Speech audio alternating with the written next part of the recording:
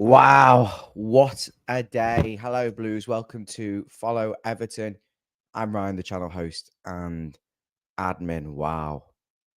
Just taking a few moments to reflect on today. It was the final ever Everton men's game at Goodison Park. And I want to share some thoughts with everyone, with you all. Any of you joining us live here in the comments. I want this to be about you, this stream. I want to hear what you thought. You've had a few hours to kind of reflect on today's events, and maybe it's a good time for us to pass comments. So I'd like to know what you think. I've extremely emotional day. I've been an Everton season ticket holder for 12 years and been going the game for probably around 20 years on and off. And there are Evertonians who've been going double that and more. But we're all feeling, it was almost like someone had died at parts today. I think a part of us we leave behind, and it's difficult to talk about. But I want to talk about today what an incredible day it was. I'm going to talk to you about my personal journey, and a few thoughts on a few different things. What happened, and I do apologise. Hi, I don't know what's happening. Ryan still there? The cat ended the stream for me. Yandelf, hello. Hello. And thanks for jumping on. Issue with my... Charlie, for goodness sake, please. Hello. He's changed something again. Yeah, I had a plan for the stream. What I'll do is I'll continue as normal. I'll ask you for your thoughts on the different things that I'm going to Oh, be no, of course, I touching. didn't mean to check in. I was just here in the background and I saw you disappeared. So I was like, oh, dear, don't want to leave it without anyone on. Hi. No. Feel free to stay. It's a very candid stream. Just talking about reflecting after a few hours, how you feel. No, okay. I Give mean, me yeah, your just before I summarize the day, as I intended to do. How do you feel now? It's been a couple of hours since you left Goodison for the final time in that scenario. How do you feel? I know there's additional swords to kind of perhaps yourself with, going the match with your father yeah. for so many No, years, but I try and mean, look at it funnily from enough, I just received a message from the big Rosowski or somebody similar. Let me get that correctly because I don't want to sound dismissive.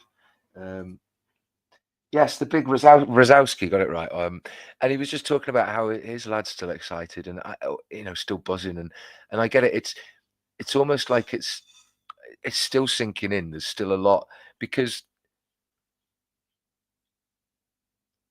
I'm a very emotive person. I have big feelings, and it's still. I'm reflecting. It's almost like I couldn't fully take it in at the time because every flag was, well, not everyone was waving scarves and the sun was shining and just everybody was there and there were so many ex-players and it was just, but it well, wasn't that. It's how every do you feel moment. It's about, every step. It's everything. It's just still sinking in. I'm going to walk through the day from my perspective in a moment, but Yeah. how do you feel? What I'm more interested to know is just how you feel in general about the fact that you have left Goodison Park and it is the final time. You won't be walking back into Goodison Park to watch a men's game. It nearly was the last ever time anyone would step in the ground. But I think the women's team. Can I be truly, if you want a Yeah. response to that? I mean, we can talk about that because to me they're separate things. I wouldn't conflate all the stuff. You are right. There's so many separate points there. Whether it's going to be demolished or not, the fact that men's professional football, the men's Everton Football Club, the experience of going there and everybody sitting there and everyone working in the same place and all the stewards and everybody and the routine and There's a sadness. There is a well, sadness. yeah, because it's not like a case of everyone's still there because with 40,000 people and more now, plus another 12,000 all spread out and mixed around in a jumble, it's like everybody's moving to a new place. It's not, but the truth is behind it, I can sit here and talk about how I feel, and I'm sure it would mirror a lot of people. I could reflect and try to empathize and sympathize with how other people are feeling. Maybe they Yeah. just, I don't know. But the truth is, mate, It's happening. It's happened. And, you know, the head versus heart, I would have loved Goodison to have been the home that would have pushed us on, but we need Bramley Moore. We need Dickinson Hill. We need the new stadium. We need the revenue. We need something that's not just holding on to tradition if we want to move forward. Yes, embrace and hold tradition, but don't let it hold us back. And sometimes we've been doing that. And I don't want to discourage and discredit the ground. There's so many complex, nuanced things. They're different things. But the truth is, you know, I guess I'm not trying to be arrogant about it. I was fucking upset and bawling. But the truth is, you have to be zen about it. It's happening. And find the positives and embrace the feeling and experience it, you know, truly experience it. I was sad. I cried. I'm not ashamed. I don't care anyone who says that, because it's a hugely And how do you emotive feel thing. now, Jan? I feel as if it's a very special moment. There are very few moments in time. It's like saying, were you there in Bayern Munich? I wasn't. Were you there in Alkmaar? I was. But that's a very niche thing, you know. But although, I don't know, but was I there on the last day of Goodison Park? It's not something that we just talk about. That's something that's football, that even people outside of football recognise as, we were there. We were there. We were the Goodison gang that day on the 18th of May. Almost tomorrow will be the anniversary of that night in 22. It's 3 years to the day of that night in 22, the comeback against Crystal Palace under the lights. And there's just, I mean, and what, the other day, the 14th or 15th, the anniversary of Bayern Munich, Bayern München, you know, well, not that, and Rapid Vienna as well in Rotterdam. Sorry, that was it. And you know, it's, you can all talk numericals, fantastics, and it being 40 years, but it's just those nights. I was there, and the people that I met today, it's people that I'd met before, names that I'd forgotten, faces, people, just everything, people that I sit next to, they will always be there. And for so many people, it's being there with friends, or a father or son and brother or sister and wives and partners, husbands, just everyone. And it's, I don't know. I was there. I have to take the happiness when I get it. And it was a beautiful day and a beautiful moment. And I'm grateful for that. That's it, I guess. Thanks, Jan. So we did have a post-match reaction with some of our team who didn't go the game. So that is another stream you can watch if you haven't seen it already. We're match goers. We've been to Goodison Park today. So we're going to reflect with you on such a poignant day in Everton's history. No more Everton men's football at Goodison Park. I'm going to talk to you firstly a little bit how my day panned, and I did video a lot of things that was going on. Ryan, can I ask, for corporate and other reasons, do I need to cover up the labels of any products? No. We're not affiliated. If you want sponsorship, the Scouser who spent his teenage years in the West Country recommends. Oh, it's New Zealand anyway. How did my day start? Okay. Yes, how was yours? Go on, I got in at 2:30 in the morning, very tired from work. I was working in the Lowry Hotel. It was a very candid chat, this, Jan, if that's okay today, this stream. It's just chat in the pub. I assume it's immediately being deleted from YouTube afterwards then. Probably. I was in the Lowry Hotel, did a wedding, and I was in literally walking distance of Old Trafford Stadium. And I was on the 4th floor doing this wedding, and I must have been the only thing below Old Trafford at the moment, because there's not much below them with where they are in the league. But that's a terrible dad joke. Got in very, very late, 2:30 in the morning, and then I woke up and we went to go and pick my partner's brother up, who wasn't ready to be collected at 9:30. Diddled me around for 20 minutes, and then we had to leave to make sure we could try and get... Do you want to rephrase that? Diddled. Messed me around for 20 minutes. I understand. Yeah, that's still not much better. That would still be the appropriate phrasing for sort of Boy Scouts or altar boys. We were picking him up, and he made us late. We were picking him up. He made us late because he wasn't ready. And so he said, I'll follow on it. It was because he didn't have anyone to look after his dog. Anyway, what a mess. So then me and Jazz, we're driving to the great game. Her brother's making his own way in later, you know, for 11:30 or whatever, because he didn't have a dog sitter. Anyway, Jazz decided to take the worst route into the ground and go through Stanley Park route, heading towards the park end from You know where the pub is on the left, and you drive past with the pub on your left, and Goodison would be in front of you, and you can turn left to go. If you kept going straight, you'd go towards County Road and Spellow Lane. So basically, she's come from the complete opposite direction of where we would normally park, Yeah, and well, she okay. got caught in the basically in the immovable traffic. Okay, and I said to her, I was fuming. I was like, you know what, I want to see the coach welcome. So 5 to 10, she says, go and get out the car. I get out the car, and at this point, I'm on my own. My two brothers have gone to try and find you, and Mabsy from the channel as well. Can I just So say at this point, what time was this? What time was probably this? just close to 10 o'clock. 10 o'clock Yeah, so around. at this point, I had already made my way into the ground. I was there at like what 20 past, 25 past 9. And I'd found the spot, and I was like, okay, here, there, and it's getting a bit packed. And I went to get the ticket. Apologies to anyone working at the ticket office because it wasn't announced and no one told me. And everybody here had said, you can do this, you can do that, get a printed ticket. So I turned up, they said, no, but I wouldn't mind. There wasn't any quick explanation because I was going, they just like, no, we can't do that. I was like, could you please explain why? Because a deviation from standards and practice is the implied fucking thing here of why. Yeah, we can't. I was like, okay, is it a fraud measure? Because can you rip off the barcode or scan it off? That's okay. I'm not going to try and get it. Just fucking anything. Like, is it because it's busy? You could just tell me. Like, anyway, so I go there. Okay, that was the plan. I was going to go and get my tickets printed as a souvenir thing, and then I went into the meeting place or close to it, and I just thought, well, I'm only about sort of 50 yards away from where we said, and I've sent some pictures and told everyone, and I'm just going to wait here because the coach is going to come down. Then in the meanwhile, during the next part of Ryan's story, I mean, I've already had 1 or 2 phone calls, and then there is get about 3 or 4 more of a whole fucking rainbow of people telling me like, come here, come there, what you doing? I'm like, I'm pretty much sticking to the fucking plan, lads. Hello, everyone in the comments. Princey, Sean, Kevin, Shelley, Mark, Kieran over in Ireland. Hello, Kieran. Hope you're doing well. Eugene, Wes in the comments as well on Facebook. Emma, Sam, we've got loads of you, and there's 129 of you watching. Anyway, pub chat tonight, guys. We're just reflecting back on our day. So at that point, Jan was meant to obviously meet up with Mabsy, Stevie, and Basil from the channel. And I think my dad as well at some point. And it was all a bit of a mess. Your dad had to traverse some amount of distance over a set period of time. That's just destined to fucking fail, Ryan. So I'm the other side. I'm Park End side.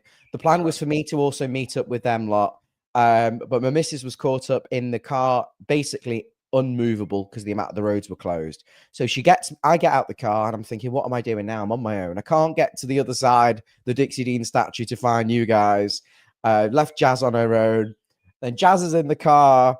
She decides to watch the coach. She basically got out the car and watched the coach parade herself. So it drives past her on the other side of the road. I know it's exactly the kind of shit she do. She get up and stand on the car?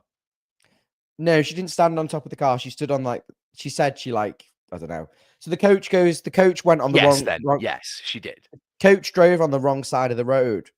And she was obviously on the right side of the road to try and go towards the ground to find parking. She gets out, she's watching it. And then she drove onto the curb and then reversed back up to go to. So like she's going towards Goodison and she's like, I'm going to be stuck here another 40 minutes. She goes onto the curb and drives back up the other way on the road that had been closed, parks. And then she's on her own and I'm trying to meet her. So basically my pre-match routine today was a complete and utter fiasco. Separated from everyone, no signal, couldn't find anyone. I spent it basically on my own, and then she eventually found me 10 minutes before. A complete and utter foster cluck.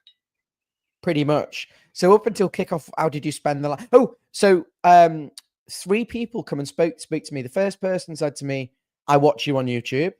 If you're watching, thank you so much. Really appreciate it. The second person said, son, look, that's the guy off the TV. I thought this was pretty crazy that I'm the guy off the TV. I mean, every person looks like me. They've got brown hair. If you want to alter your camera angle now, Ryan, it seems that your head is just getting bigger into the shot.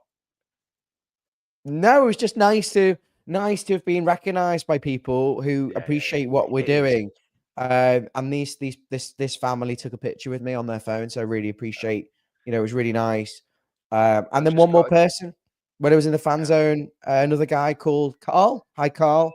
He tapped me on the shoulder, Carl, and said, "Yeah, hello, you're off on YouTube. I watch you," and we had a good chat for 15 minutes. It was really nice to speak to some. So I suppose, Jan, it wasn't all wasted. I got to speak to some fans, and there were some people as well that I saw as well that I could see from a distance or that I nodded at, and just so many people. And I think I saw Gaz and Kev who've been on here, the channel, and Andy, not and our Andrew. So many people, so many people came up to me as well, like they will, genuinely, yeah. and people who came up to me that I was like, and I feel so. Really I don't know how fucking to hot. put it. I don't know if it's understandable or relatable, and whether it's just a normal reaction or people get it from the other side. So I don't know if anyone's listening, but when people come up to me through this channel and the poems that I've done on Twitter, X, whatever it is, right, or just from seeing me, I don't know, from the other things that I have done peripherally that touch other people's things, like the women's team. I did some stuff for some schools and footballs and charities and stuff, and it's just been, it's been tremendous. The responses that I've had. But when people come up, and I feel this obligation to know and remember everybody, because people are so kind, and it's just genuine moments like that. And when people come up, I sometimes I feel terrible, but it's so incredible when they Mm. come up and go, no, we haven't met, mate. I just wanted to say hi. Love the poems, the videos, all that. Do it. And I had a bit of a tough time, and I won't go into all these kind of things, but it just made me think that, I don't know, it's just ups and downs, isn't it?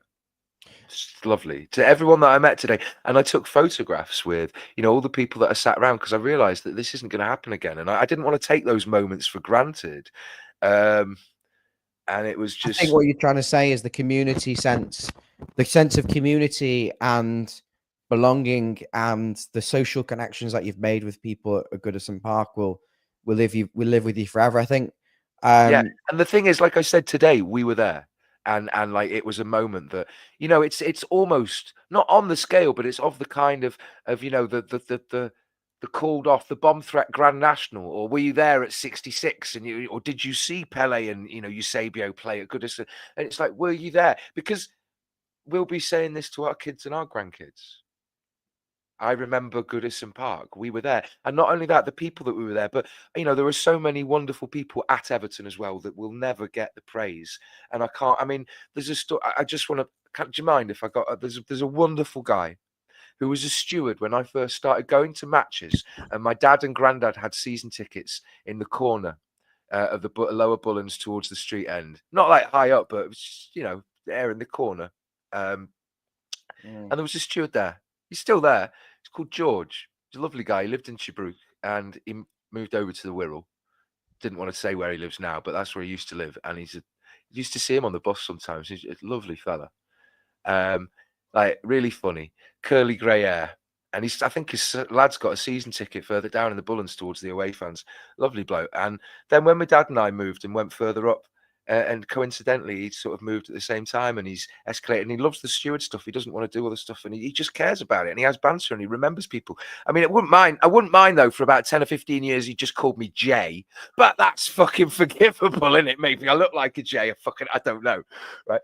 But the worst thing is, apparently he got a bit ill, or he injured himself, and he had to miss. He couldn't come today, and my heart breaks for him for that. oh, But that just, I know, and but there are people like that really, that make not only every day and every match, but that make today that kind of thing that 40,000, 50, 60,000 of us will remember forever. There's again, I don't want to cause any trouble. No, fuck it. I'm praising somebody. There's a wonderful guy who works in the Bullens. He's one of the head stewards. He's Andy Bennett. He's just such a wonderful guy. I don't know if anybody knows him. Please let him know. These things don't get unnoticed by fans. Just stuff like this. And that's what I mean. The fact that we go, and some people could be so blind and pissed, and the stewards don't mind. They're just like, come here, watch the football. It's okay. We got you. And, that's something special, isn't it? I'm going to talk now a little bit more about how the day unfolded. So, in terms of the football game itself, pre-match, ground, I think, was pretty much full about 10, 15 minutes before the game started. So, people were in the ground nice and early. not necessarily for the warm-up, but I think there were a lot of people who were in the ground. I mean, the Evertonians were outside Goodison Park and in and around the vicinity from 8 in the morning. And by 9:30, it was really busy. By 10:30, it was rammed pre-kickoff. And in By the ground, 10:30, I'd already gone in the Winslow, and it was like a fucking spacious scenic pasture in there compared to fucking yeah, Goodison. let's talk about trying to move in and around Goodison Park before the game was an absolute nightmare, wasn't it? They've got TNT Sports plonking themselves in the middle as well, interviewing people, while there's people in wheelchairs trying to get past the most narrow space. Speaking of, that's chaos. going to be the difference at Bramley Moor. The fact that you have such you've got to access it from pretty much one side. It's on a river, but so's Fulham, Palace, loads of stadium. Fucking hell, that was just something else. There was no room to move. At times, I thought this. Horrible. No, I genuinely thought, and I was relieved when I looked up and saw the police drone twice doing the maneuver, go in over a certain point, assess all that kind of stuff. It did it twice as they proceed. It doesn't matter. And clearly they'd assess, because the moment you get to certain parts of the street, it's a crush. It was a crush, and it would not have been safe. And I'm sorry to anyone that went there, the coach, but again, it's not a criticism, but they missed an opportunity, which is something that I really hope Dan Freakin, when he really gets stuck in, turns the screw a little bit, and they don't miss out on these opportunities. Like this coffee table book had already been released, but they just publicize it now, and they've missed out on an opportunity. Where's the opportunity for the new kit that we used to wear on the last day of the season? Stevie said this to me. No, but the opportunity to sell the souvenir tickets. If people, and it's an after the fact thing, or people have gone, or they're on holiday, or they forget, or go, oh well, I was there and it doesn't matter. You've missed an opportunity. The horse has bolted. The stable's gone. Now, there's another example today. Why didn't they get the players out of the coach and give them a guard of honour, have enough staff, walk them down Goodison Road? That would have been something special. Do you not think? They don't really deserve anything off of them. I know what you're saying. In the end, Jan, they were meant to take the coach down Goodison Road, weren't they? But it was too busy. You couldn't move, and I mean, packed in like sardines. And what they did in the end was they went via the park, past the park end stand, instead, and around and through the park end. So it was never happening. I was lucky enough, the fact that we got caught that side of the stadium, that I saw the coach welcome, and Yandalf unfortunately didn't. But what I will say is, you're just clapping at a bus, and the only person you could see, who I could see, was Leighton Baines at the front. Leighton Baines at the front, and you think, I'm going to swear, I'm just pre-warning, mute if you need to. What the fuck are we doing? We're clapping at a coach. We can't even see who's on the coach. You can't breathe. And it was really, really busy anyway. But it's all about that atmosphere and that feeling before the game. It was something else. Going into the ground, it was filling up really fast before the game. And by 10, 15 minutes before, it was everyone there. And there were loads of nice Everton songs, all the classic sort of songs that we sing. Grand Old Team, Spirit of the Blues. No, all right. No. I've always wanted. I keep trying to get some old chants going, and there's one that I really wanted. I really, really wanted to get going. And people around me, some fellas who knew it or were a bit older, were like, "Yeah," but as it just started, people started to listen, and I was going to get through it. Always another chant to kick off. But Stevie will tell you, I've got a fucking loud voice, and people around me will tell you, if anyone here is in the lower Bullens, the number of times I start chanting and it gets it going. I'm the go that shouts, Everton, Everton, and all the other things, I fucking get them going, right? But I wanted to get an old one going today, and it's Everton. That's the place that means heaven to me. Everton. Blue is the color of the. Yeah, do you know it? No. Jersey, Everton. That's the. We'll bring the cup back home again next year, or something like that. We won't, but it's an old one. Like it's Love just, it. yeah. Anyway, never mind. It was lovely to hear him though. That just the chants throughout the match and before and stuff, and just the homage to all the players. And I wish that there would have been people there with notes of like, oh, there is this old chant, because it just would have been lovely to have it going all through the match. It was beautiful. How did you feel walking up the? I mean, I need shorter answers, Jan, because I've got a lot to get through. How did you feel walking through This the? is a fucking informal Thanks, sir. It's a chatting. kids channel. How did you feel walking up the steps for the final time and seeing the full house?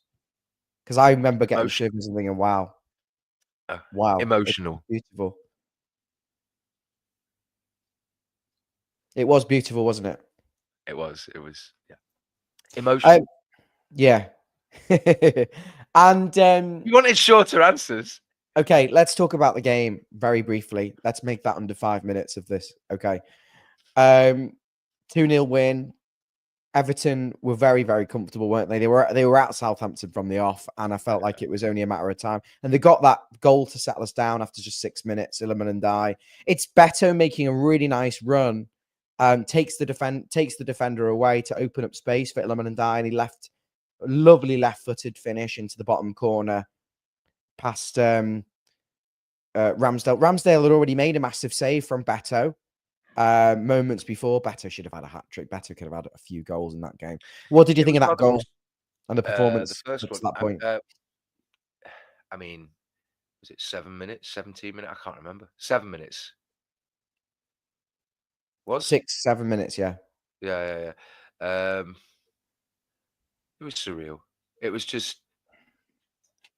look. We can analyze the game, but I'm not a supernatural person. But when you perceive enough things of hallmark, when I don't want to sound arrogant. When you've been to 450 games at Goodison and you can feel that kind of atmosphere in the air, sometimes there are intangible little things that you pick up on that you just know. And today was one of those days when that first goal went in, and I just know it's aligned. It's happening. We're not going to lose. And even though we had a couple of goals disallowed for offside, and I thought it was going to be more, it it just it it was our day. No disrespect to Southampton, but it wasn't going to go any other way. That goal from Iliman and Die was lovely. It was a real thing of beauty. Beto makes that nice run to open up space for Ndai, who slots, and Ndai then goes on to get his second goal just before the end of half time. I thought the rest of the first half, we had so many chances. There was 2 offside goals that were marginal. And then, guys, it felt like Southampton were trying to contain us, and it was maybe going to fizz out. But then right at the end of that first half, Iliman and Die, that persistence, that tenacity, that endeavor Which to make sure we demonstrates won. his Yeah. which demonstrates his worth to the team, and the club. Yeah, it was a wonderfully composed, quick, um, ruthless little moment to Ruthless, tackle yeah. past the keeper, and yeah, and that's exactly that kind of tenacity, that switched onness. Who The else but alertness Iliman there. Ndiaye, who's been our best attacking player this season? And I think how many goals is that now for Ndiaye? I mean, No, hang on. I don't yeah. he has been our best in that regard, but I don't want to, I don't want to deny, as you've just said, Beto has come on leaps and bounds, well, at least maybe in terms of his contributions, because he's actually been given an opportunity, and when he's had a good run of form, when he's adapted Mm. into real life play. Because training and practice is all well and That's good, but that's controlled and that's contained. The only time you actually get to test how you work as a unit is when you play against opposition that you do not control. 9 goals, though, in the Premier League this season for Ndiaye. I mean, that's very, very solid. 11 in all competitions. New signing scoring 1 in 3. That's all you can ask for from a wide player, really, isn't it? Those sort of numbers. Double figures Uh, from out wide is brilliant. it's the kind of thing that you see. It's the kind of statistic that, with a full complement of capable players, you end up with. I don't want to wax lyrical, but those kind of statistics, when you think about it, they reflect the teams that play in Europe, that win the leagues, that finish at the top few positions. Now, if you can kind of get that consistency and across the front 4 or 5, Yeah. you are talking huge improvements. Now, whether that's possible, of course, is a different matter. But But if you stick Richarlison on the right wing and he gets 10, and then Die on the left and he's getting 10, and there's 20 there, and you've got a goal scorer up front and a number 9 with 15, 20, that would already be what we've got this season. And then you need your midfield. The problem is when you're playing with 2 defensive midfielders, and they're what's going to take you along the substitutions and the other players, can they chip in and score goals as well? That's where you go to another level. But I was really impressed with Ndai. What I will just touch on while I'm talking about the first half, Coleman. Do you think the plan was always to lead the team out and then be substituted early, or do you think he got that in? Because it looked like he got an injury really early on, crossing the ball, and he got crunched.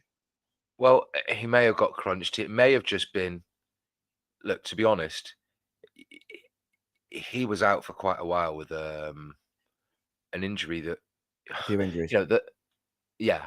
So the point being, you can be fit to a point of being able to run and compete and okay, be a bit lucky and consider the occasion, push your luck a little bit, and then that could be the okay. I don't want to have an injury here, but the knock I've just received is going to jeopardize my ability to play without exacerbating that injury further.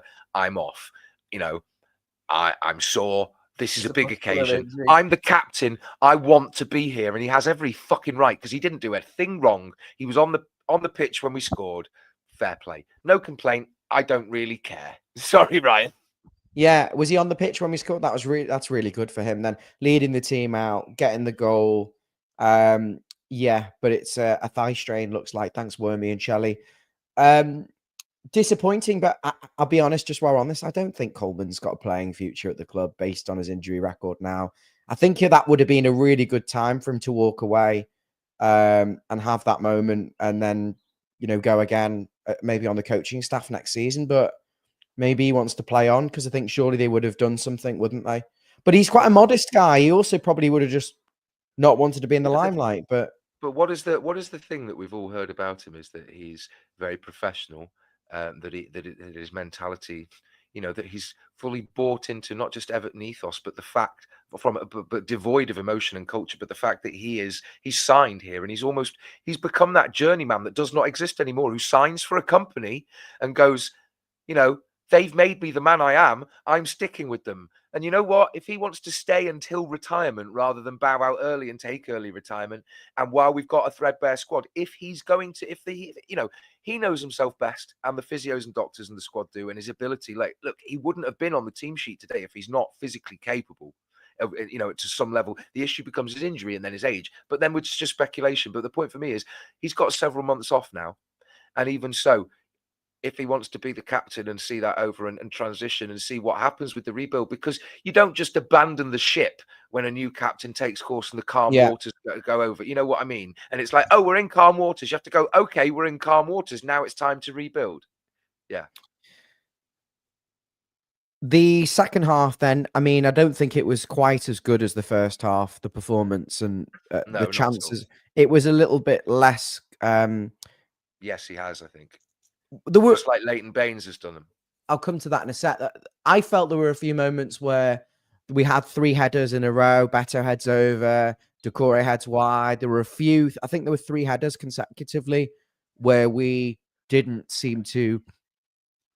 I'm gutted Gladys Street didn't get the goal, really, but I know. we never really truly looked like scoring in that half, did we? We never tested Ramsdale. I don't think the formation worked. Do you think the substitutions impacted that, Jan? Because obviously there were huge substitutional changes, because you can argue about the explosive impact of players like Alcaraz or the change in seeing 2 up front with DCL and Beto. But when you remove, at least at some points, you remove a lot of the attacking foundation and Decore had come off. And say what you will about him, but he's been foundational to the style of play that we've had some success in. And whether that means, okay, the nature of his goodbye off the pitch was a hand wave and emotional. Talk us through that, please. To a certain extent, without being derogatory towards the guy, the only person anybody has to look after in this life is themselves. And if he saw that as the path, okay, fine. He's put a shift in for us. He's not been a dick, except when it came to the nature of his departure, because he wants something that we're not prepared to give, evidently. So, okay, right. Thank you very much. And yeah, I'm sure it is emotional because we've valued you and you've stepped up. Look, at the very least, just on paper, we've been a stepping stone from Watford to fucking 200,000 a week if he wants this, or Dubai. It's just speculation, but if that's what he wants, then fair enough. All right. I'm just going to show, in case people missed, that I think it was this moment where he does look emotional. It looks like that's it.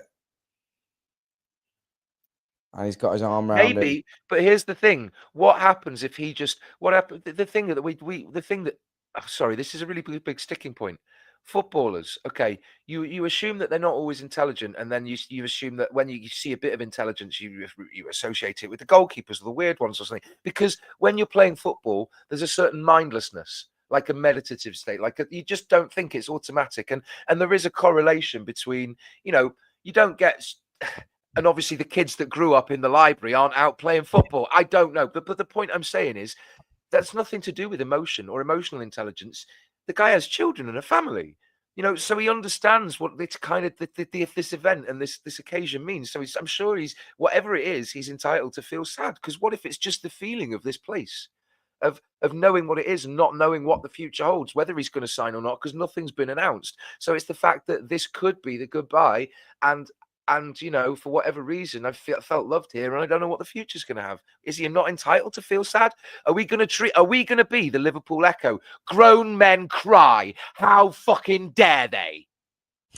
I thought it was a goodbye, personally, guys. I thought Doucouré was saying goodbye. He looked like he was saying goodbye to his best friends on the pitch as well, as he gets subbed, hugging Ghana and others and waving goodbye to the Gladys Street. For me, that was goodbye.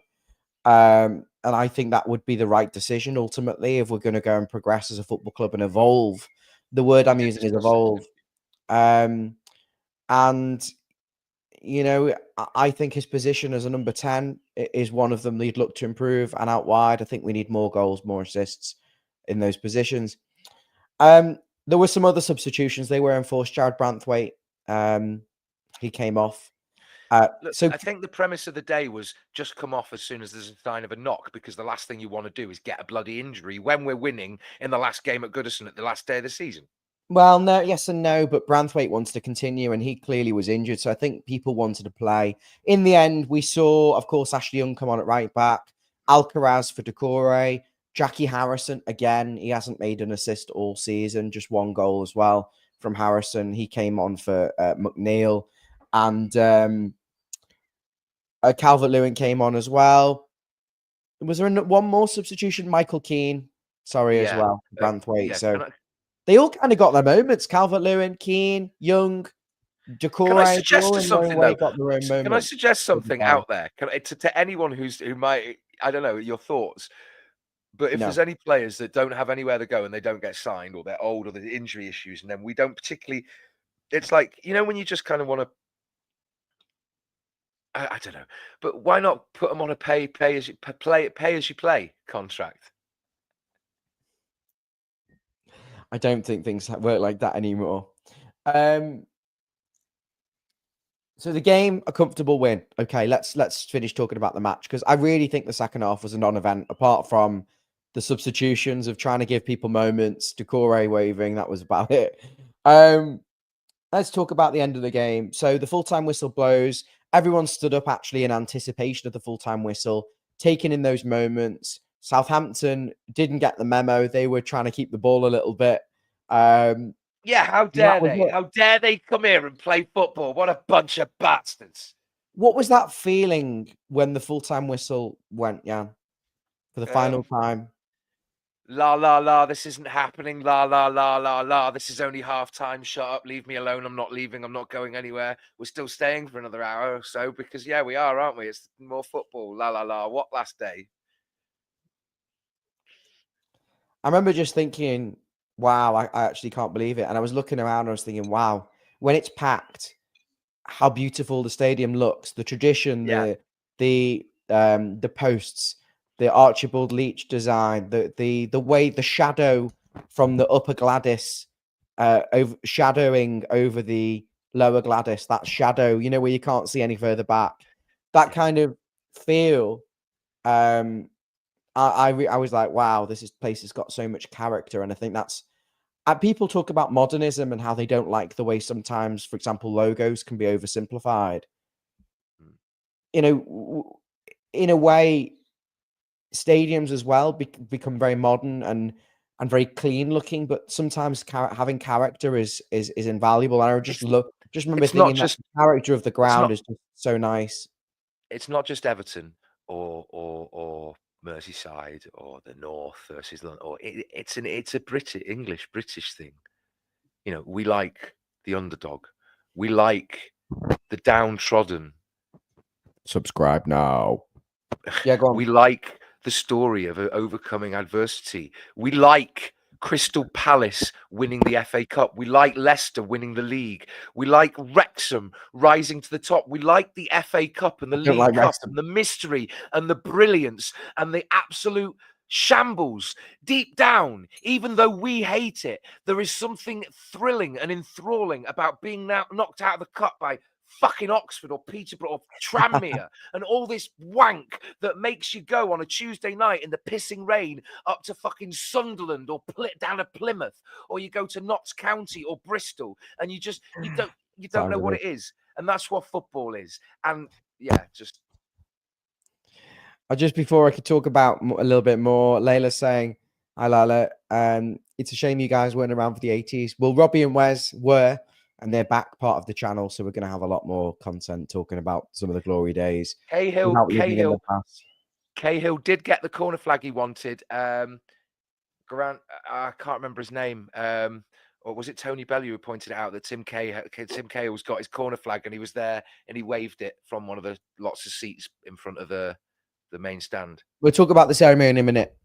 I'm going to be honest in my channel, and I'm going to say how I thought, how it was, and how it is. But first, it was the shock at the full-time whistle that it was the end of the the match, and I couldn't believe it. Really, they got the police out in anticipation, and they started singing their famous song when we hear the coppers shout. Yeah. Well, the police were the police were happy, and like, okay, there was like one or two people that went on the pitch. There was a lot down our end at the end of the end. At the end of the ceremony. Let's talk about the ceremony then. Okay, so what happened was straight after the full-time whistle, we were invited to go and get a few drinks, and on this big screen, they were showing clips of Everton. Wow, very good. They were showing clips of Everton players, famous players from past, famous people in sport and football, Alan Shearer, Ian Wright, Sir Alex Ferguson, famous players. Romelu Lukaku was one of them. I didn't actually see this. I went for a toilet, but David told me Lukaku was on there, and I love Lukaku. He was my favorite Everton player in the sort of famous Everton forward, if you like, because Leighton Baines and Coleman are amazing. But Lukaku was on the screen. Arteta was on the screen. Roberto Martinez, he got a big applause as well. He was on the screen. Big cheer for Carlo Ancelotti as well. Jan, did you stay for that 15-minute period? And do you remember what players like Lukaku said? No, because in the lower Bullens, just underneath the TV thingy, you can't really hear fucking anything unless it was the PA system when they eventually turned it on during certain performances. Okay, we'll come to that in a moment. Because that'll be our pub chat. But yeah, if anyone actually saw the 15 minutes at halftime, I really hope they put the testimonials up so we can see what some of them said, because I would have liked to have actually heard it. I'm telling you now, all we could see was Carlo Ancelotti mumbling a few words, Lukaku mumbling a few words, Tim Howard. There was loads. There was absolutely loads. It was amazing. But we couldn't really hear what was going on anyway. Okay, so after that, then they frantically set up some stages, one down Park End side, one down Gladys Street side, and one in the centre, and there's loads of audio equipment. And I said to David, I said, look, I don't specialize in big setups like this, but there must be some phasing issues here potentially of when on a total tangent. You know what I find really weird is that how weird it must have been for Thierry Henry and William Gallas in the Arsenal team at the same time. Oh no, yeah, never mind, forget it. Carry on, because they share a birthday, exactly the same age. It's just I always thought that was fucking hilarious as a kid, and you just mentioned Thierry Henry there, and I've always wanted to point that out to someone, and I don't know. It's never come mention Henry. No, did you not?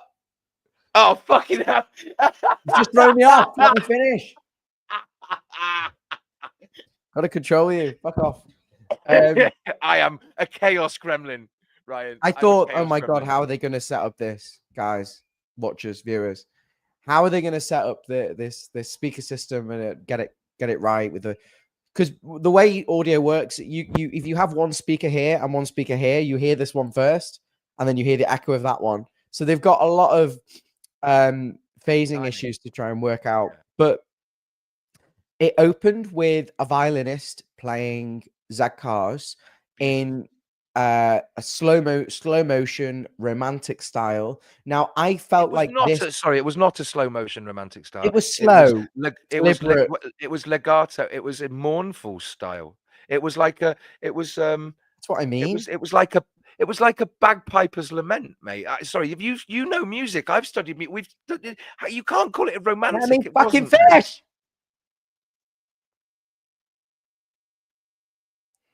It was romantic, elegant, with poise, with Lila's there. It's poignant. It was beautiful. It wasn't romantic. It was poignant.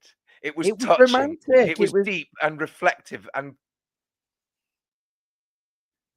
wasn't romantic. Same thing. Let me finish.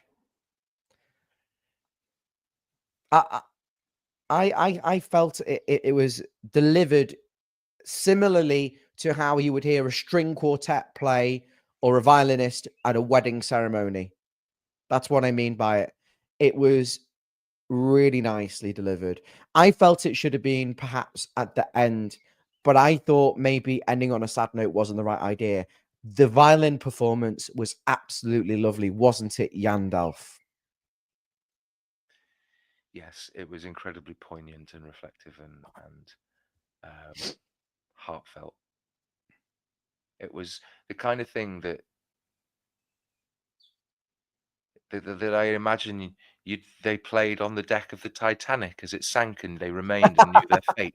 It was so funeralish. When I went in, it was not funereal. It was not funereal. There is a grace in admitting that something is over and it is in a way dying, and you accept that. It's the grief of accepting what something is and that it was and then it no longer will be. That poignancy and that reflection. That's what it was.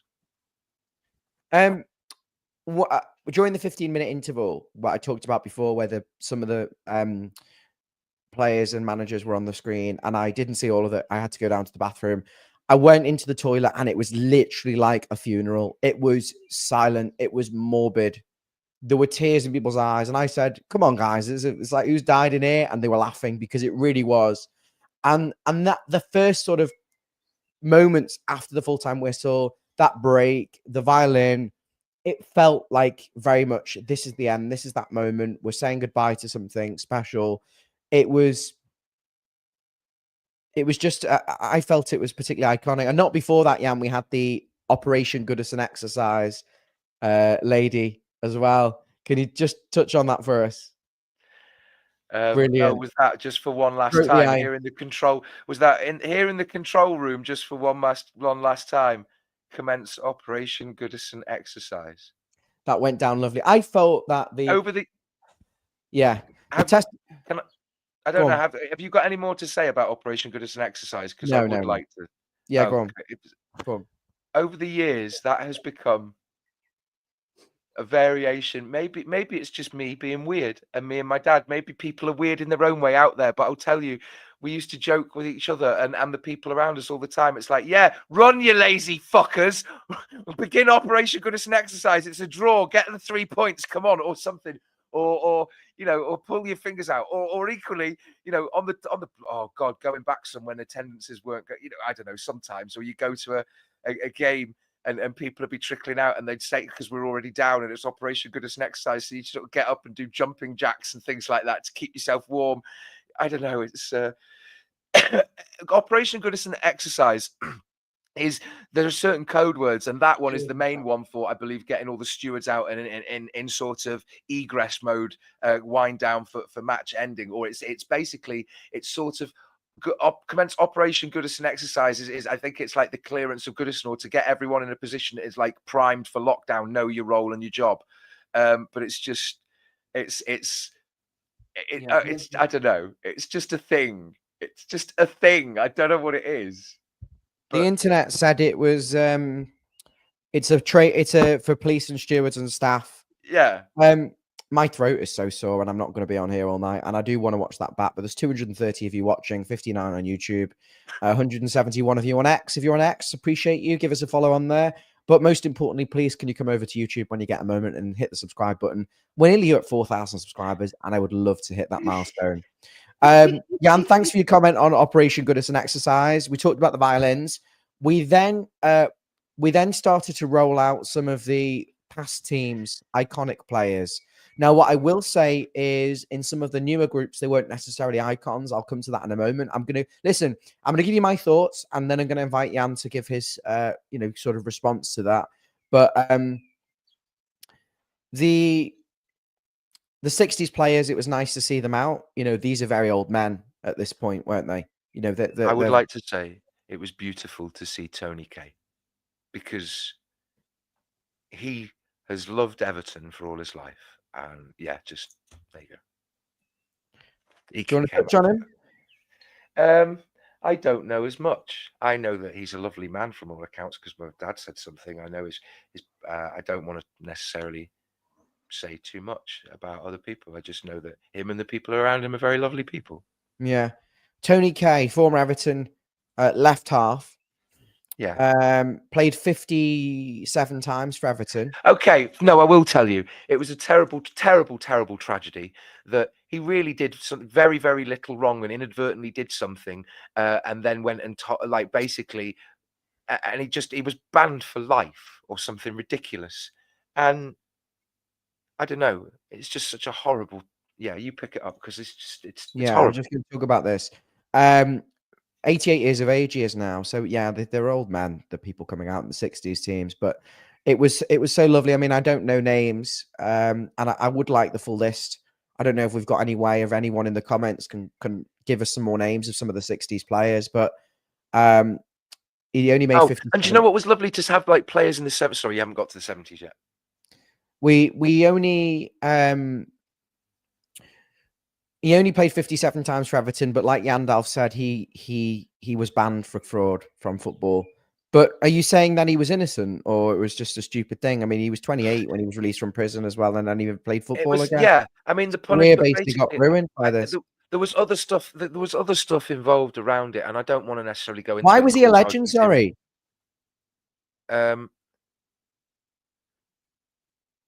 What makes him a legend? Am I missing something? Well, because he was just a wonderful player, and it was at the time when he played for us in the 60s, and a wonderful player. Yeah. Does anyone know if there were any other 60s players there? Oh yeah. Yeah.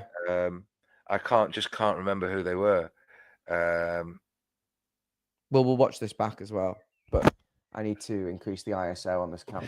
I think what it was is he tried to report or something about betting, or he had or there was reports of investigations, and they shunned it, and then they sort of forced him to accept some money to throw, but he didn't do as they was instructed anyway. He took the money, didn't gamble on it, or didn't do anything, or something like that, did the opposite, just played football, won anyway, or something like that, or tried, or whatever it was. And it was like, well, why would he have done that if he'd have taken the money? Then tried to return it afterwards and was entirely honest and said, here's what's happened, and got banned for fucking life.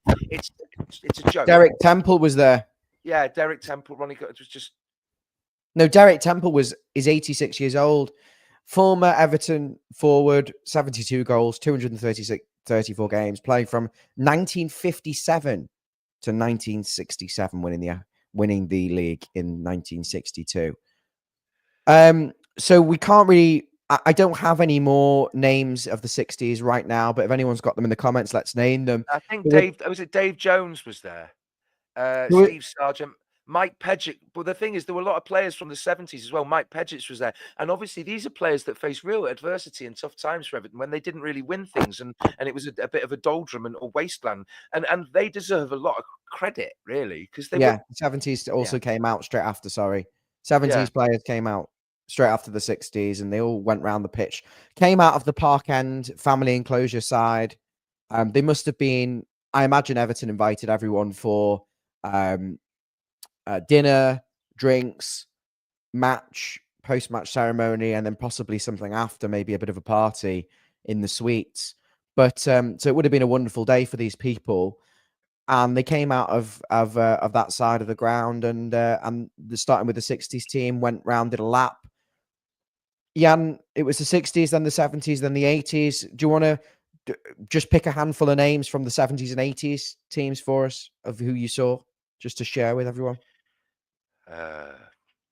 I mean, again, you say it comes in fits and starts, and like you say, I noticed some names there. Like I said, Mike Pedgic, but then it just goes. I mean, was it Roger Kenya? Well, I don't know. Ronnie Goodless, was he there? And Yeah, there was loads of 80s players and 70s players. Joe Royal obviously was sat down. I would like to share this Royal, story that I didn't mention in the memories, and I think I ended up telling someone somewhere on some post or something. But I saw Joe Royal, and the one time I was in hospitality in the boardroom, and the reason I was late for kickoff, and I was sat next to Peter Reid in the bloody director's boxy thing, and it showed me on bloody Sky Sports pre-match whatever coming out. The reason why I was late and like coming out is because I was desperate for the loo, and who dashes in front of me straight into the bloody door, takes the handle, opens the door, goes in? It's fucking Joe Royal. It's like, I can't say anything. I'm like, Joe, go on, mate. Do you want? I'm thinking like, does he want me to hold it for him? What can I do? Like, fucking hell. Go on. But yeah, there was loads. Yeah, very, very funny. From when you were in the director's box, when you were best mates with Gavin Tower. What was I going to say? So 70s and 80s players came out, all the regulars that you'd expect: Sharpie, Gray, Peter Reid. It was nice. Tom Davies was there. Hang on, Jan, please. We're talking about 80s and you're talking about Tom Davies. It's not relevant. Well, it's okay. Fashion style. We're going to come to that. Oh no, 70s. Yeah, all right. Carry on. Oh, the joke. Sorry, Jan. I'll let you have that one.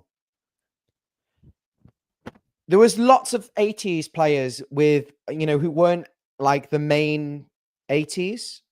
Do you know what I mean? There was lots of substitutes in that 80s teams, and the ones that weren't the most iconic, but they won stuff, or they were very competitive teams.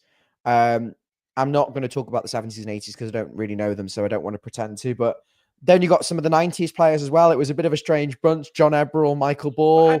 Andy King. Sorry, not Andy King. And you know what? I was trying to get that chant started today. Andy is our king. Obviously. Andy is our king. Oh, Andy is our king. Andy Gray was there. Sorry, just a moment for that. Andy King. Yeah. Amazing to see the 70s, 80s players, 60s players. Then we moved on to 90s. Thanks, Lila. Mark Higgins was there. Francis. The 90s players for me was when, Jan, this is where I'm being honest. And, my channel, I'm entitled to talk about this. And I will get some people moaning, oh, don't watch it then. Some of the 90s players, I didn't consider them legends or icons. I am glad that we didn't just do an 80s love-in and that we did 70s, 60s. Obviously, you can't go past that. But it was amazing to be able to have coverage from every single generation.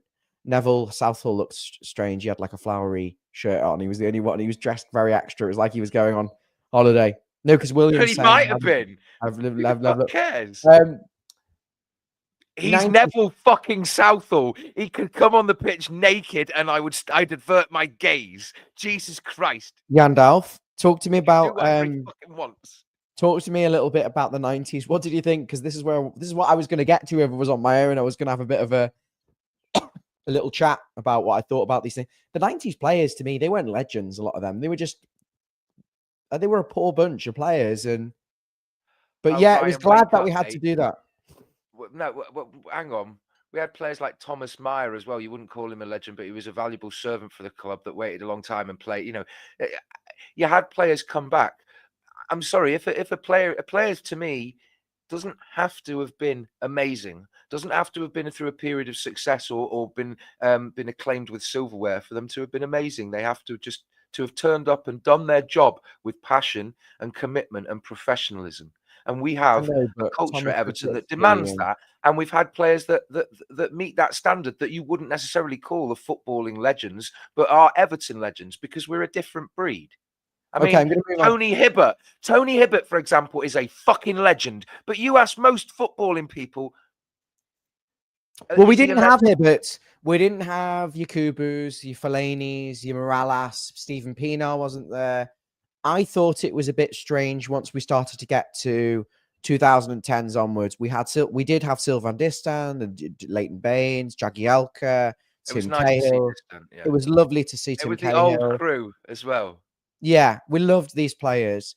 There were some missing. We would have liked possibly Pinar, Fellaini. They're probably all abroad or couldn't get to it. Pinar, Fellaini. Lescott was on the pitch as well. He got invited back, I think. Ozzy did I think Ozzy did a video thing, did he? Or was he there? Osman. I do want to watch this back. I want to see who was there. I But know, I can't remember. I 'Cause did think it I fucking was a bit weird I that love Leon Osman. Osman is one of the most underrated players of the last couple of generations of teams that we've had at Everton, because a one club man, fuck the loan off to Derby when he's young. He's a one club player. He's employed by one fucking club. He's a one club servant, and he deserves to be in those ranks. And he waited his turn. He rose to the occasion. He played out wide. He played up front in a number 10. He played at the centre back. He even played at full back on an occasion. He did anything that was asked of him, and people would say, "Oh, he's funny," which lifts the spirits, and he's got quick feet. I love him. I love him. I love him. I thought it was a bit weird that Oumar Niasse, Jermaine Beckford, players like that were there. They weren't legends. They weren't even cut heroes. But no, Beckford did a job and came from League. Oumar Niasse wasn't that No, they were cult heroes, Ryan, because I'm sorry, like, I don't know, maybe you weren't going to away gate or things like that, but these things that live in like the fan, it's I'm sorry, and if they want to come back and they want to be there and pay respects, it's not about them. It's about all the players. And my point is, I'm giving you my candid thoughts on what I thought about the ceremony. I know, and I'm arguing with you. That's fine. You're wrong. I personally thought it was weird that out of all of them, it would be Beckford and Niasse. When you've got actual players, what, you're going to get Antoine Alcaraz coming out next? Morgan Schneiderlin. You could have done an absolute Jan. You could have parodied this and done the Boo Boys from every generation. And because I disagree. I'm not saying you're wrong. It's a subjective opinion, but so subjectively, I don't agree with you, because I think thought most it was of the weird. players that were there warranted being there. Most of them did, yes, but there was some strange. James Vaughan, Victor Anichebe. To me, these James Vaughan, yes, because he came up through the youth rank. Do you want to hear my explanation? He came up through the youth ranks. He was here for a long time. He got employed by the clubs. He's actually been involved for the club for a long time. There you go. Makes sense. Barry, I get. Yeah, no, these sorts of players, welcome back. Really good established footballers. For me, there was some, and he's best mates with Jags, isn't he? There were some strange play choices there. And listen, we've got that. We've had hundreds and hundreds of players over the years. Why are you shitting on the players and not talking about? Look, your area of expertise is music. Go on, let's get to that then, Ryan. I'm just saying. I was emotional. I loved seeing Cahill and all of them, my players. And I thought, wow, this is amazing. But there were some strange names there, and I didn't get it. Not that I don't want to condone this opinion. I'm not saying I condemn your opinion. I don't condone it. Like, I'm just saying, but this is just fucking funny. James Booth actually was there. That's what I thought. This is probably you sort of comment that you'll agree with, Ryan.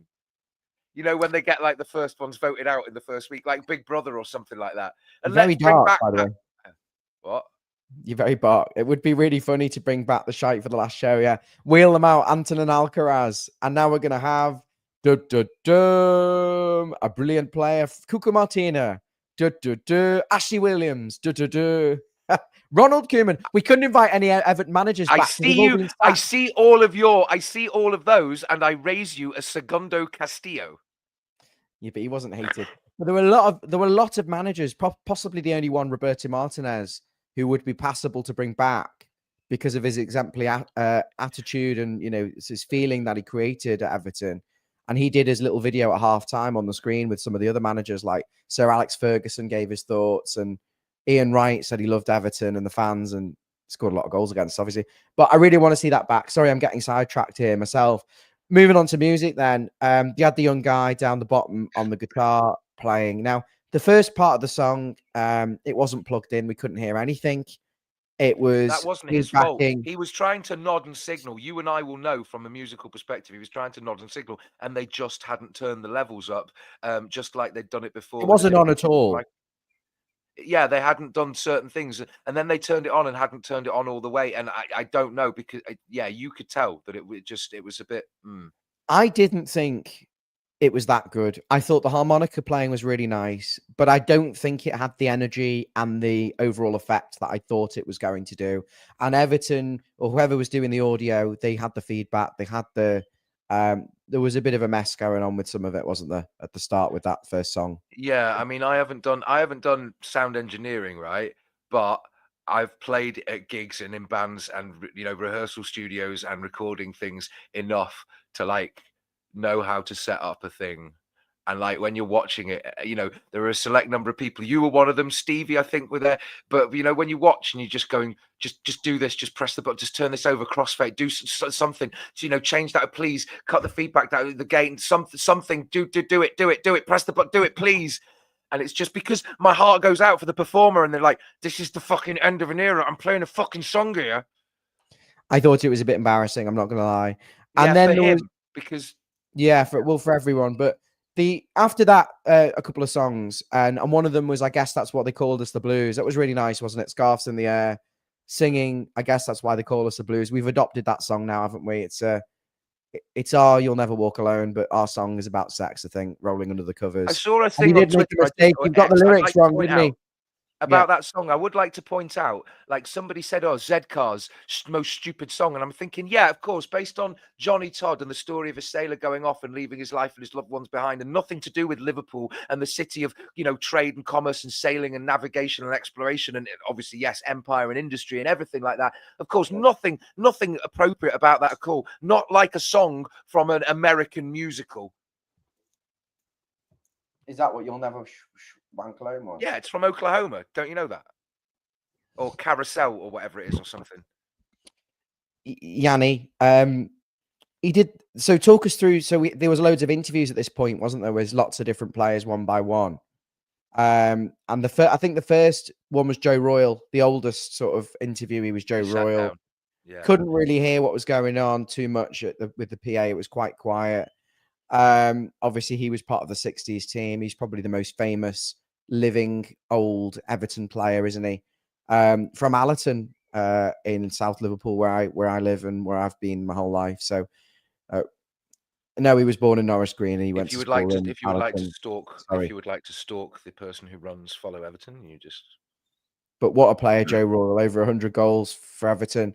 And then I think it was it Peter Reid, Andy Gray interviewed next?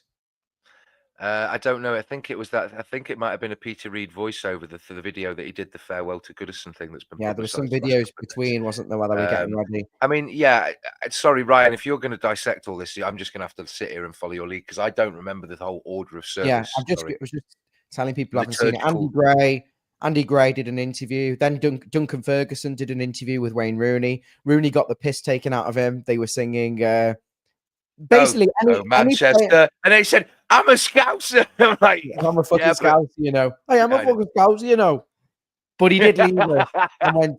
His career was Man United. For me, I'm saying again, I don't consider Wayne Rooney an Everton legend. He was a Man United legend and an England legend, but he wasn't an Everton legend because he left us. Legend, and he could have been a legend, but he left us, very, very young, and came back at the end out of nostalgia. But and okay, I thank him for that. But there is a legend about him. But I think it's he could have moved back sooner. But it's like clinging on to past glories or vicarious. I get it, and I'm very proud that he came from us, and but there's you can have that, but I don't want to take that association away from him.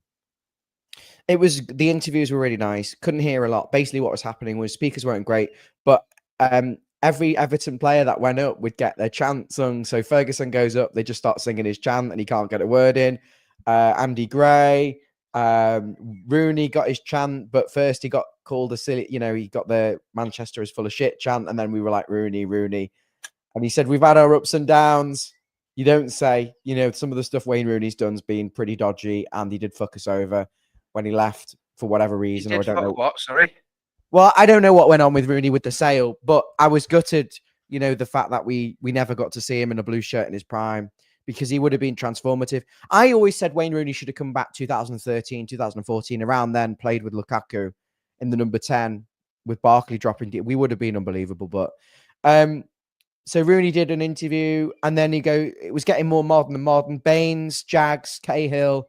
Cahill played tribute to Bill Kenwright. And I think he was possibly one of the only players who could get away with touching on Kenwright without getting some sort of. There were a few boos, but generally, I think he got his applause for what he said about Bill Kenwright because there was respect there.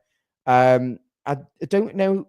Leon Osman also said a few words, so it was really nice to hear some of those things. But Jan, it was very textbooky. Oh, what's your favorite Goodison memory? And wasn't it great and every answer's the same. Oh, it was great to play for these fans. It was a little bit samey, I think, but so nice to see the players that we've loved. The issue, I think, the thing is we might be confusing a few things and conflating them, because this is the thing that happens every season at the end of the season. And it just so happens for the last few seasons, due to the difficult situations we've been in, it seemed a bit of an unnecessary and unwarranted ostentatiousness or frippery for us to celebrate too much, that we've just had the lap of honor. But think in the past, I don't know, you were going 10 years ago and stuff, and we used to have like something that wasn't to this extent.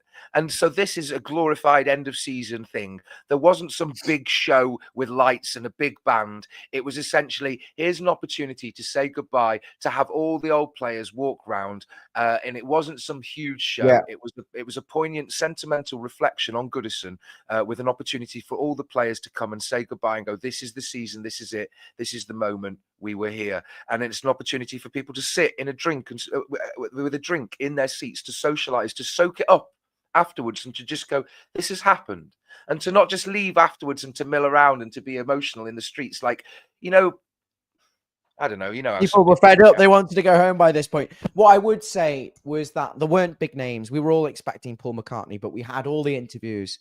We had the moments on the screen. We had some music.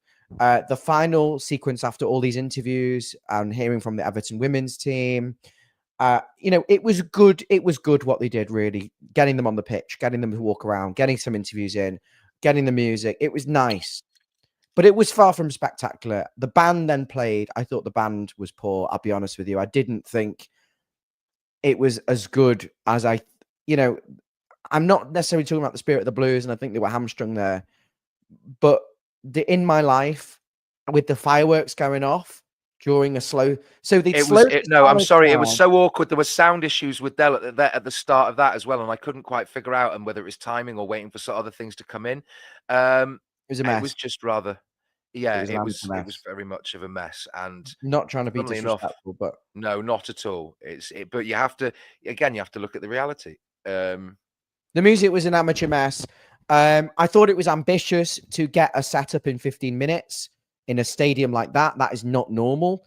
They did well to get something out, but no, Ryan. If they do a sound check the day before and get it all set up, and then they have it and do it again in the morning, and then you just wheel it out and have it all like marked or coded or positioned or cabled and all that, it's fine. You know this. You can do that in theory if you do it well. There's a lot of speakers, and a lot of stuff going on. But I understand what you're saying. I didn't like the live music apart from. I said that you could have played a lot of it better. In case anybody doesn't know here, well, his voice wasn't good, Jan. His voice wasn't good. Ryan's got a good right. A lot of people might say I don't have a good voice, but I can sing like bluesy, soully, scratchy things that have a timbre and a thing. Ryan has a very good voice that's better, clearer, whatever than me. Like, and it's all horses for courses. But Ryan, can sing a whole range of repertoire. But not just that, he can. He's improvisational street performance and type ability with both piano and saxophone. You're a very talented man. Right. I appreciate that, Jan. I'm not saying this like I've got a position of authority, but what I would say was I didn't like the vocal performance of In My Life. I thought you slowed it down, changed the key, played it too low. It didn't have any rhythm to it. And then you put the fucking fireworks on in the middle of the day and ruined it. It should have just been classic. It should have just had that lift to it. Do, do, do, do, do, do. And then you with my just have it like, party. and you can just have strummed chords quietly, hold it, and yeah. It should have just been I didn't like it. I thought it was shit. I'll be honest. I know I'm having a bit of a whinge. I thought such a good song. It could have been nailed, but whoever's booked the entertainment and looked at that, I don't think they read the room or watched him do it, because the style of In My Life should have been true to the original of what we expected in that key, played authentically. Look, weren't expecting Paul McCartney. I'd just like to just point out Go on. before I forget, Mabsy can't join us right now, and for a long time, I don't want to shame the guy because we all have different emotional reactions. He's like, it's not closing, or it's going to be used for the women's. They told us this, Cried. that, and he said, oh, it's hit me now, and I'm really realizing it's happening for the last time. So I've just had this voice note. I will end it if it suddenly gets massively emotional. I am in love. I can't deny. Our number 10 is element and die. France and a goal. So hit Dickinson State. No, what? No. What? Magic, he's the one that we adore. What? Ole, ole. Okay. Ole. Okay, I we think don't he know what said he's gonna something say. different there. Magic, he's the one that we adore. Mabsy I believe there was something genital related there. I have videos from the game today, which I'm going to upload. There's nearly 300 of you watching, but I've got one of Mabsy at full time, sitting down. I'm interviewing him. I'm asking him what he thinks. Oh, it was after everything. He gave his reflection. He thought the entertainment was crap. He thought it was amazing atmosphere, and he was so upset. I was looking around, Jan. There were grown men literally with blood. I wouldn't say sobbing, but they were. I found it difficult to not cry because I thought of how emotional it was. I cried multiple times, looking round and realizing and just soaking in the moment of how beautiful it is to see everybody happy and cheering in the sunshine, waving flags and cheering, and the songs and the chants. And just sometimes I look around and go, "This is beautiful." And for more than 20 years, I've been coming here. It's beautiful. It's beautiful. What's wrong with that, man? It makes me cry. It's beautiful that I'm there with 40,000 other people that just could be completely different from me. And you know what? It's something that brings us all together. It's just fucking beautiful. I don't have to explain it. It's beautiful, and I love it. And it's changing. It's gone. So many people. It sucks and it hurts. Were and crying. I'm sad. So many people crying. I've got interviews. I've got things I'm going to put up. I loved it, but at the same time, I hated a lot of it. And at the end of it, they had the nice trumpeter playing Z-Cars again, kind of mimicking the violin, but this was a lot more. It was like a last post. Yeah, it was delivered really nicely. Did you see the lowering of the flags, the heart to half mast? At the end, yeah. At the end of the trumpet, what happened? Did it just kind of finish? Go home? It was fireworks, yeah, and it was... And that was it. Fireworks in the daytime, oh my God. The only one you could see was the blue, 3 shoots of blue. It was... That's all you need to see. Blue's all I see, mate. Blue and then that was it, wasn't it? It was like, get your ass home. Get the fuck out of here. You know, what's that song? Is it Harry Belafonte? The sort of the fuck off the closing time song. A lot of people stayed, didn't they? Oh, she went ending Goodison Operation Exercise, I think someone said. Ending it. And then Rossi thanked everyone and in other words, turning the lights on. Because at a gig, to get people to leave, you turn the lights on, you start packing away, they can see visual, they can feel that they need to leave. I felt at that. A lot of people stayed behind. I stayed behind for about 30 minutes with Mabsy and David. But then I just thought, if I don't leave, if I stay and I stay and I stay and I stay, I'm going to end up being one of those that the stewards ask, "Can you please leave now, mate?" Well, quite a few people ended up walking onto the pitch down in the park end in the corner, and then the police arrested a few of them as a deterrent, which was a bit strange. One police officer nicked someone while there was another guy with this little kid playing with one of the Everton footballers' little kids. They're all playing football on the pitch. That's ridiculous. What I would like to point out is I do have a picture here, but it wasn't snuck on. It was in full view of police officers that were aware of me doing it, therefore, and didn't stop me. And I, and I'm saying, hey, I'm just going on to get a picture, kind of thing. So that is implied consent. Talk to me about how that actually happened, Jan, because you're not actually on the pitch. You're on the side of it. Well, okay. yeah, I just went. And okay, what I actually did do was I went on the pitch, stood on it, got like I think maybe there's another picture somewhere on Stevie's photo or something. But yeah, just a couple of pictures there. But what I really did was just wanted a picture on the pitch. I've been on it before on the stadium tour. Oh no, they didn't let me on the stadium tour. It was when my dad got his picture taken for Barclays Fan of the Month years ago, and I was a kid and went and he got his award. But yeah, I just wanted to get on the pitch. But what I actually did was I knelt down and kissed it because, yeah. I went on the stadium tour twice, but at the end of the Crystal Palace game, I think I went on and touched it, and it's just like very thin, beautifully cut grass, isn't it? It's beautiful, yeah. You didn't cross the line, go over the line. Did he say you can't cross yeah. the line? Oh, you crossed. Look, you played right wing, basically. You got on the left back position. I can, if you want to. Okay, look, I'm not that good. I'm not speedy anymore, mate. So that's why I went from right wing to right back. I know. I'm not. I'm Come not and play speedy. Wednesday. It's 8 o'clock, 5 aside, 7 aside. It's how Liverpool told you this. Oh, I know. But you can't drop out. I need to get. I know. I need to get more fucking fitness back. I need to get my fitness. You should back. play, mate. We've got most of the players. It's my cardio fitness, like long-term like running around. I used to years ago run on the treadmill for like 2 or 3 hours at a time, but it's a lifetime of smoking. You've got to start somewhere. Stuff that what? Got to start somewhere. It's 8 o'clock on a Wednesday or 8:30 on a Wednesday. Some of the lads are... Anyway, can we stop? Let's not discuss our private plans on a Some of them are in the 50s. Some of them are like, you know, late 40s, early 50s, and some of them are in the 20s. So it's a real mix. So that was it. How did you? What compelled you to? I know this sounds really bad, but like when one of my cats died and we were in the vet and I'd put it to sleep, and I know this is so random, but I found it so difficult to actually walk out of the room because I knew that was the last time I was going to see that pet. It was almost that kind of feeling. I couldn't turn my back, and I almost needed that. It's position to be taken out of my hand. It's human nature. It's why we experience hard to walk away. It's why we experience like changes, like in liminal spaces, or you go through and why you experience weirdness. You go to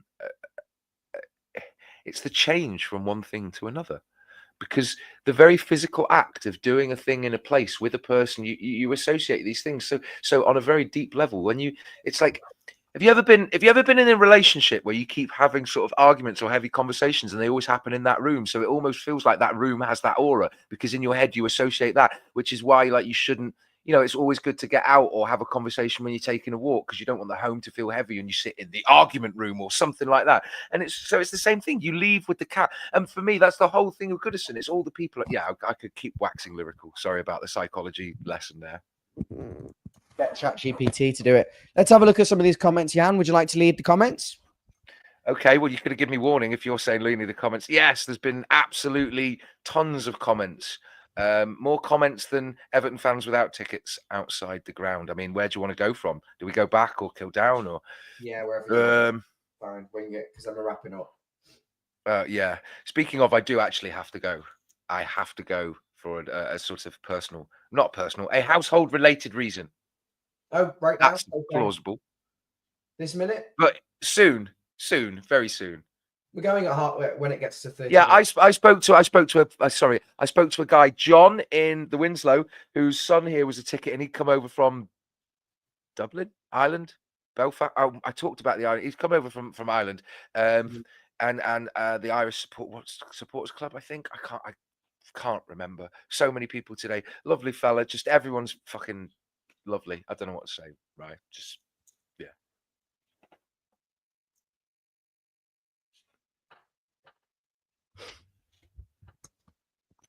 Comments now. Get your comments in for the lads. Come on, Jan, get them up. Excuse me. Can you not do that? I mean, Ryan, it's just people were commenting on the sound. Mike seems to say the sound was poor all the way through. Emma says outside was an even better party than before. I think Lila's seat is next to the trophy room, so she's going to watch it fill up. Do you think they're still partying outside Goodison now? I mean, people will be. I mean, for crying out loud. I don't know. What do you want me to say? Fill in the blank. Do you want to say Scousers, Evertonians, football fans, English people don't need an excuse to get pissed. Yeah. Really? So, I and we wanted won. to stay behind to get my Southampton program signed by a load of legends, because you're never going to get the opportunity to get like so many different names on the same sheet of paper. Cahill with Andy Gray, and like what an absolute amazing program that would be, signed by all them. But I had to go because Jasmine had a drink, so I had to drive the car back, pick the baby up. I mean, just like to point out, I used to drive. That's a bloody long drive though for that. It must have been traffic and everything. But I suppose overnight or something. But I used to drive for the first year or two. I had a season ticket for a couple of years. I used to drive 200 miles each way for every game each way. Bloody hell, that's way too much. Just while we're getting some of these last comments in, what I want to know: which Everton player were you most surprised to see back at Goodison, and which Everton player were you surprised not to see on the pitch? I was surprised not to see Leon Osman there. If he was on the video link, if he was there and I've mixed it. He was there? Okay, take it back. Yeah, okay. And that's for the comments.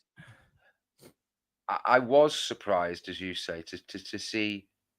I was pleasantly surprised to see some of the older players, because I didn't know whether they'd become honoured. Like I say, I thought it was wonderful that one of the oldest players that's still from that generation, Tony Kay, had the honour of his lifelong injustice, at least in part, alluded to and recognised by being called out first, because I think, you know, my dad used to say things that he was a gentleman and he tried to do things the right way, and he's, you know, a lovely man by all accounts of what he's done and with his life after that. And that's what it's about. It's not, and this is what I'm trying to tell you, when we have these players that you go, oh, who are you surprised to see? I'm like, look, the players that gave their all, that want to be here, that want to be a part of that, it's nobody's place. I want us to be inclusive, not exclusive. So, you know, and what was a nice surprise as well, Neville Southall. It was very Alan Pardew-esque though at the end, when he said, "We'll see you all at the Hill Dickinson Stadium," and people are like, "Oh my god." I was just like, "Oh my god, the Hill Dickinson Stadium." But listen, we're not going to have that character. We're not going to have that history. We're not going to have that feeling. But if at Everton, at Bramley-Moore, we can create, if it's got to be more commercial, and I know you don't like all that sort of side of it, but if we can create an environment where we win, we're competitive, we have pride in the team, we're entertained, we're successful, and over time we build new legends and we add that character, we'll be fine. Do you want me to do your channel a favor? I'm intentionally being an arrogant prick there, Ryan. Would you like me to do your channel a favor and read my poem and reflections on today? Can we leave that as our final close? Well, I do have to go, so there was one more thing I wanted to say. All right, there was I sat, if you're watching, I had an absolute pleasure of sitting next to you for 12, 13 years. Lovely guy, sat on my left, David on my right. That's a good point. Yeah, I really, really enjoyed sitting next to you, Warren. We had every single match for 12 years. You know, I worked it out, nearly over 200 matches we sat together. We spent 300 hours or something, you know, really enjoyed your company in football. So, Warren, if you're watching, God bless you, mate. And I know you follow me on Twitter. I don't know if you watch the channel very often, but it was a pleasure. So I'll miss sitting next to Warren because it's going to be hard to find people. I'm now sitting next to my dad, and Andy Mabs is going to be the seat behind me, Mabsy. So God help me, I'm going to get my head kicked in every game by 6'4" Mabsy. And of course, I'm sitting with Basil, but he doesn't go every game. With that in mind, it's really nice to do that. And the row in front of me, two girls, probably not that old, maybe 15 or 16, and their dad. It was nice to sit with them. And I never spoke to the two girls. I only spoke to the dad, and we had a bit of some jokes and laughs. They thought it was very funny. They were all, I would sometimes say things and scream things because I knew it around me, people would find it very funny, and they laughed. And at the end, the two girls who had never spoke to or even, batted a conversation with said to me, on the way out waved, and I waved, and she said, "We know you've got a YouTube channel, so are you going live after? We'll see you." And it was just lovely, really. Yeah. So God bless them all. Go on, Jan. You end it with your thoughts about your friends, and then read your poem and wrap it up for us. Okay, there's some fellas that I sit next to. Mark and Ian have been wonderful. Sat next to them since we were in the seats, I think, or maybe I can't remember. But they're always there, and I've met his wife and brothers, and when they can't always make it, there's Mal and his son in front who've been wonderfully supportive. There's Rob, who looks like a fella off Mrs. Brown's Boys or Miss or whatever it is. He's fucking, just the people in front there. I got pictures with them all, or tried to get as many as possible because they're just such wonderful people. People that my dad used to meet walking the dog on the beach. That's the brother-in-law of someone else that sits. It's just, yeah. So, all right, okay. I'll read the poem and then, yeah. Here we go. I'm not ashamed to say I was bawling like a baby when the siren blared and we all cheered one last time for the grand old lady. See, the wooden boards worn under the weight of all those nights, fizzing, buzzing, frenetic crackling under lights, and spring morning walks, taxi and supporters clubs, bright, chippy shop, chippy bookies, chippy pub, hot walk, regular sights, rites of passage, seeing the Holy Trinity as they loom massive, silhouetted. Midday sun streams down Goodison Road.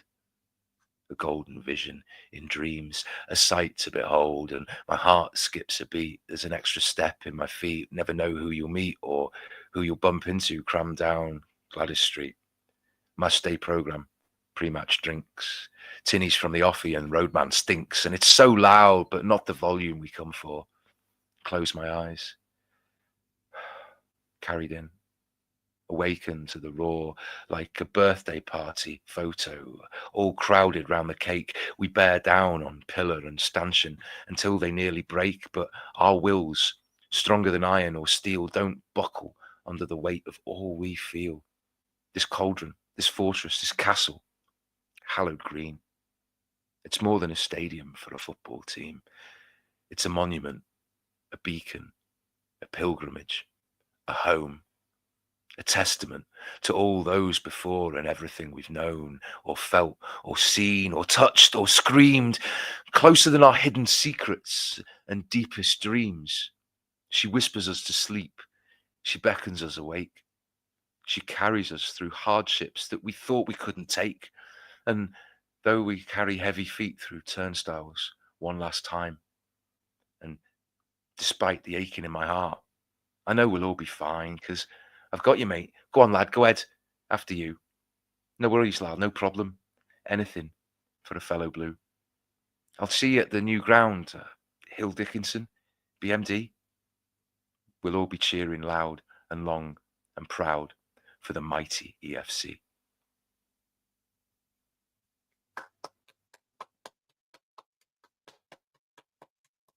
Thanks, Ryan.